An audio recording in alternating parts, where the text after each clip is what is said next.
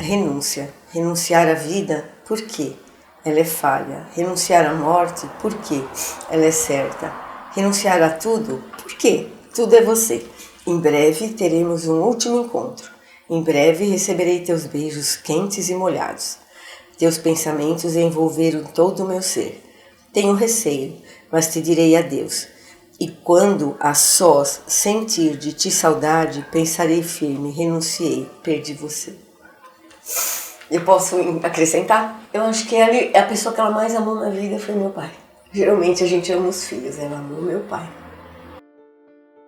Eu tenho que registrar isso e deixar, porque falar da Dona Silvia é muito pouco, escrever sobre a Dona Silvia sempre vai ser muito pouco, porque é uma mulher assim que eu admiro ajoelhada.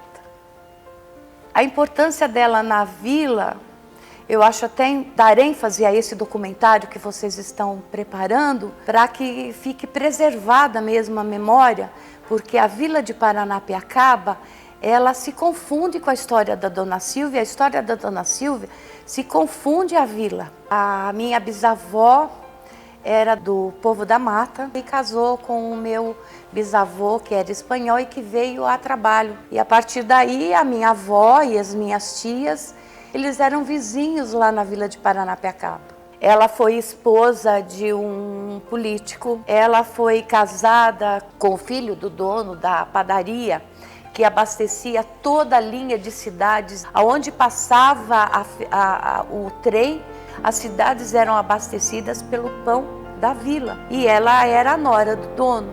Eu gostava de pegar massas, né? Porque a gente ia lá pegar massinha, fazia pãozinho, os padeiros assavam pão pra gente.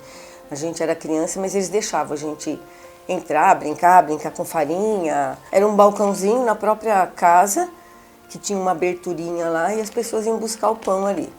Mas o que eu mais lembro é dentro da padaria mesmo, onde fazia o pão. Eram os tabuleiros grandes, assim, fazia aqueles monte de pão. Nem era pão francês, né? Era tudo filão. Eles entregavam pão dali até a Baixada Santista. Eu lembro muito, assim, da minha mãe, quando eu era criança, sempre ativa. Nunca foi uma mulher parada. Eu lembro dela umas coisas interessantes assim. Ela capava porco, ela capava gado. Naquele tempo era difícil achar um veterinário. Ela, como ela foi enfermeira, né? Ela sabia fazer essas coisas. Então, quando meu pai precisava no sítio lá, o que acontecia? Era ela que fazia. E fazia com a maior tranquilidade, porque ela nunca teve medo de nada nessa vida. Ela era uma mulher muito à frente ao tempo dela, isso que eu sei por outros parentes que contavam. Eu nem sei se ela ainda morava na vila quando eu cheguei, em 1961. Né? Já fazia muitos anos que a minha vida era em torno de Paranapiacaba, apesar que eu saí muitas vezes, tudo, mas eu cheguei em maio de 1961, né? Então eu não me lembro dela, porque também a minha vida era... Eu era criança, tinha 9, fiz 10 anos aqui, né? Eu não me lembro dela, me lembro da padaria, mas eu não lembro se ainda era da família Carrasqueira, porque na época a padaria que nós comprávamos era aqui do Pires, essa padaria aqui embaixo, não era mais lá. Eu assim, imagino que já não era mais da família Carrasqueira. Daí nós viemos para Santo André porque o pai dela, o meu avô, já morava aqui e ele adoeceu e ela veio morar para cá. Meu pai também estava numa situação difícil lá. Como ela já era enfermeira e técnica de laboratório, quando ela veio para cá, ela veio para trabalhar nisso. Ela foi trabalhar na Santa Casa, depois trabalhou na Beneficência Portuguesa, depois foi para o Adolfo Lutz, também técnica de laboratório. Então, em profissão, ela exerceu a profissão dela. E foi onde nós começamos a melhorar a nossa vida, porque ele tinha um salário, eu também tinha o meu. E eu sempre fui muito de trabalhar, eu trabalhava de manhã no laboratório, de tarde trabalhava no outro. Então tinha 2 ordenados, à noite às vezes fazia sala de operação também, banco de sangue. E com isso a gente foi crescendo na nossa vidinha, sabe? E ele até o fim, ele continuou aqui em Paranapiacaba trabalhando, ele fazia parte administrativa na prefeitura aqui. Levava o serviço da casa, a gente ainda de noite datilografava tudo, porque eu sempre colaborei muito com ele, né? Então ele levava, chegava de noite, eu chegava do laboratório, ele ia tomar banho, descansar, e eu ia para a máquina fazer o serviço dele para ele entregar no dia seguinte na prefeitura, porque era uma rápida. Eu escrevia mais rápido que ele. Que ela era a primeira dama porque meu pai sempre foi subprefeito lá, né? Porque o cargo lá, hoje eu acho que é, não sei, um departamento, não sei o que é. Mas naquele tempo era uma subprefeitura. Mas ela sempre foi de lutar pelas coisas para Paranapiacaba. Porque quando foi para vir energia elétrica, ali eles foram batalhar. Quando foi aquela estrada que sai pelo lado de cima, ali foi ela e o Maluf e mais muita gente que eles se reuniam para trazer aquela estrada para lá. Então ela sempre foi muito lutadora nesse aspecto, de querer as coisas para melhorar da cidade. E ela e meu pai trabalharam muito para aquilo acontecer. E eu sempre senti ela muito ativista em relação a Paranapiacaba, com o seu jeitinho de vovó, seu jeitinho, mas sempre muito ativista e defendendo os direitos daquele lugar. Isso era muito importante, né? Porque trazia pra gente, eu imagino que me trouxe, deve ter trazido para outras pessoas, a fala de alguém que reconhece Paranapiacaba como seu lugar de pertencimento, né? E como um lugar que precisa ser cuidado, como um espaço que precisa ser reverenciado. Ali tem um foco da história do Brasil que é muito importante. Eu conheci a Silvia, como ela gostava de ser chamada, nunca de senhora nem de dona, né? A Silvia, eu a conheci no dia 30 de setembro de 1989. Nós fizemos um chá, eu e a Cristine, que nós éramos na época diretoras do Castelo, e nós fizemos um chá das 5, convidamos 300 pessoas para que fossem apresentados a Solve do Brasil para a Rede Ferroviária Federal. E ela veio com o seu João, que na época era tido como a pessoa responsável por Paranapiacaba perante a Prefeitura de Santo André. E aí nós nos tornamos grandes amigas a partir de então. E ela sempre contava que a paixão dela era o meu pai, que ela pôs ele no fundo do baú e namorou vários, mas que no fim ela voltou e casou com ele. E ele sempre foi extremamente apaixonado por ela. Tinha que ser, viu? Porque ela era dureza, ela não era uma mulher fácil. Então acho que só a paixão dele por ela fez um casamento tão duradouro. Que meu pai viveu com ela bastante, né? Meu pai morreu também bem idoso, tinha 87. Mas ela sempre foi independente, meu pai também não mandava nela, né? Porque ele nunca conseguiu. Era uma pessoa que não se deixava ser mandada por ninguém. Queria cavalgar em ti, ouvir o clamor, o apelo de tuas ondas, em teu contínuo cantar e chorar, respirar teu ar salgado nesse meu cavalgar sem destino. Onde, em teus caminhos, tu me levarias? Ah, o medo que tenho de ti faria-me a areia voltar, mas com teu ondular insinuante, tu, com tua espuma, virias me encontrar.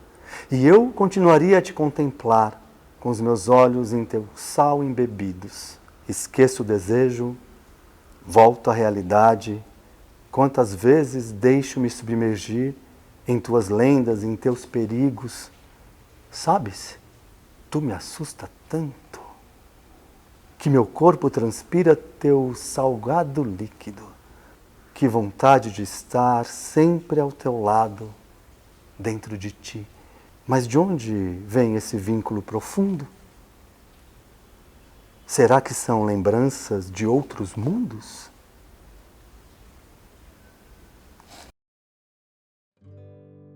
Então, eu de criança, eu era muito de mandar recadinho, sabe? Para as meninas, porque eu era muito sapeca na escola. Então eu queria mandar um recado, eu precisava de uma colinha, alguma coisa, porque eu mandava então eu punha um versinho e mandava. Já era mania de escrever. E depois, quando tinha namorado, eu gostava de escrever coisinhas e mandar também. Mas não colecionei. Depois, de uma hora para outra, abriu a veia poética. Aí escrevia tudo que era caderno, tinha qualquer coisa lá escrita. Depois de velha, de idade já, um dia pegando todos os meus guardados, eu falei, João, vou fazer um livro. Ah, que besteira, ninguém vai ler, gastar dinheiro em livro, para que vai ler? Que bobagem. Ninguém se interessou de me ajudar a fazer o livro, sabe? Ah, isso nem se usa mais, vou gastar dinheiro à toa. Ela sempre escreveu muito. Num primeiro momento eu lembro dela contar histórias que ela gostava de escrever histórias e poemas, numa fase assim mais de infância. Eu, um pouco mais velha também, acho que mais próximo da adolescência, dela ter resgatado essa coisa dela querer escrever e de querer escrever no computador. Ela tinha muita coisa em papel e dela achar as coisas de papel e falar assim, eu queria colocar isso daqui no computador para não perder. E aí eu já na adolescência, sabendo mexer em computador, ela escrever no computador. Então ensinar a usar para ver ela escrevendo. Que eu acho que foi onde começou essa história dela querer transformar em livro também, né? Porque aí ela punha ali no computador e ela achou aquilo muito legal. Mas aí eu participei disso, nessa questão dela não querer perder as escritas dela, né? Depois de bem velha, aposentada já, eu cismei de um dia entrar numa escolinha à noite.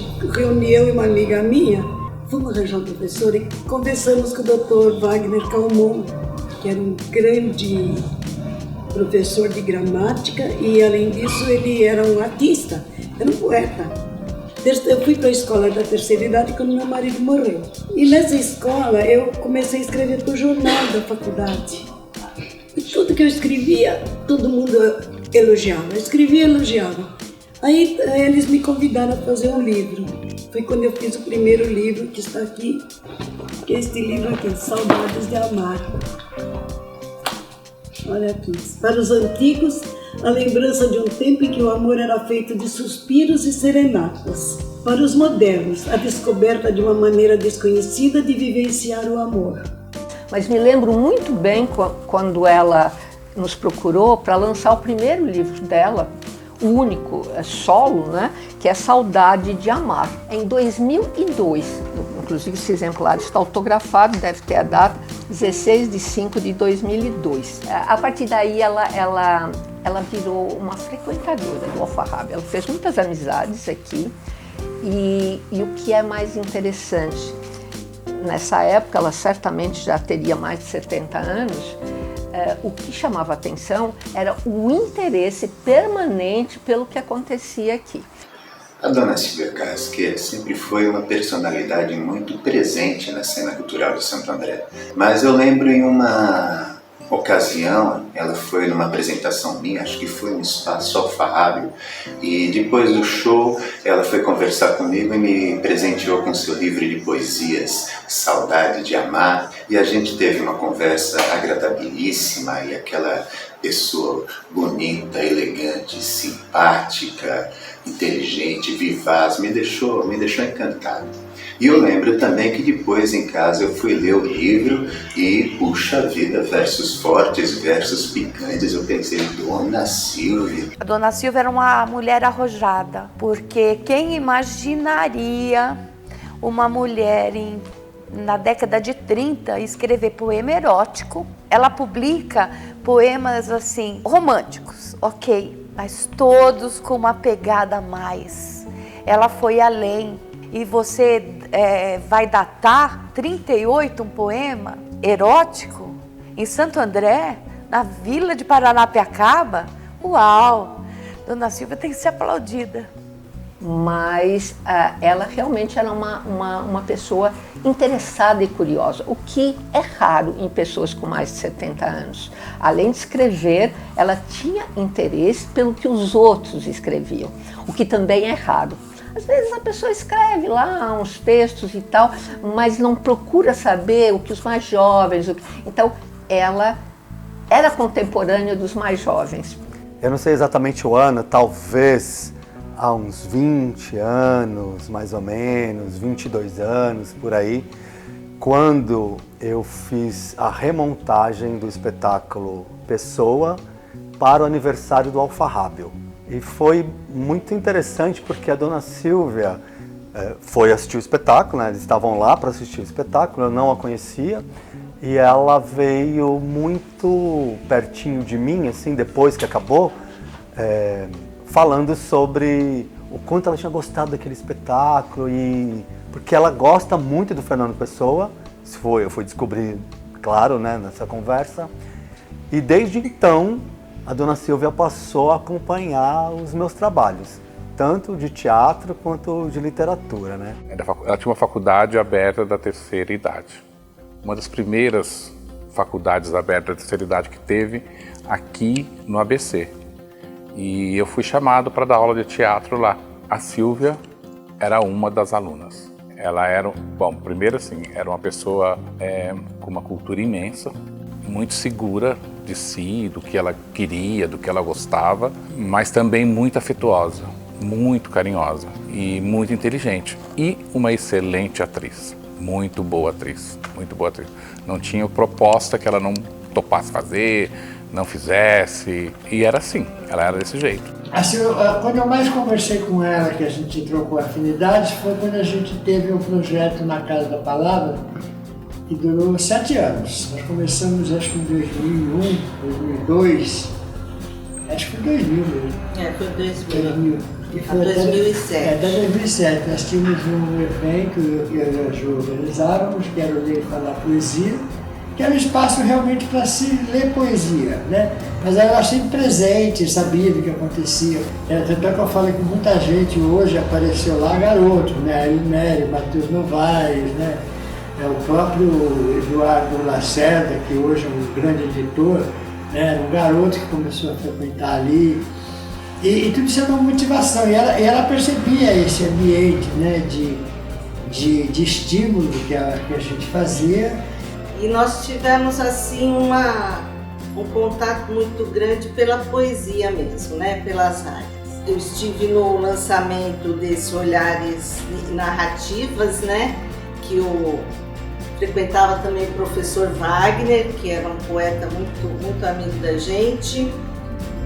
E foi na Alfarrábia. A Alfarrábia abrigou muitas conversas da gente. E ela era uma pessoa muito agradável, muito carinhosa, né?